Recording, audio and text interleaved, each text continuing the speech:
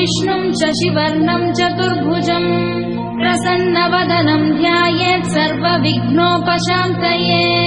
यस्य द्विरदवक्त्राद्या पारिषद्या परशतं विघ्नं निघ्नन्ति सततं विश्वक्सेनं तमाश्रये व्यासं वसिष्ठनप्तारं शक्ते पौत्रमकल्मषम् पराशरात्मजं वन्दे शुकतातं तपोनिधिम्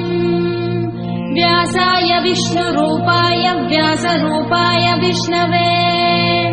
नमो वै ब्रह्मनिधये वासिष्ठाय नमो नमः अविकाराय शुद्धाय नित्याय परमात्मने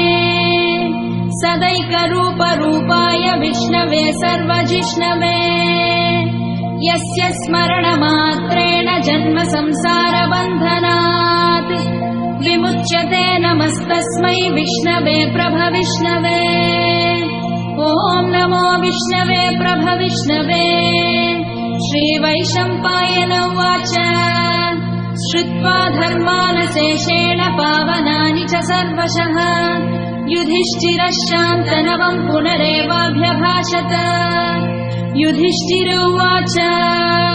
किमेकं दैवतं लोके किं वाप्येकं परायणम्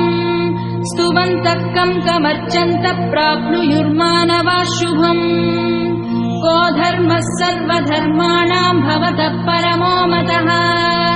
किं जपन्मुच्यते जन्तुर्जन्म संसारबन्धनात् श्रीभीष्म उवाच जगत्प्रभुं देवदेवमनन्तं पुरुषोत्तमम् स्तुवन्नाम सहस्रेण पुरुषः सततोत्थितः तमेव चार्चयन् नित्यं भक्त्या पुरुषमव्ययम्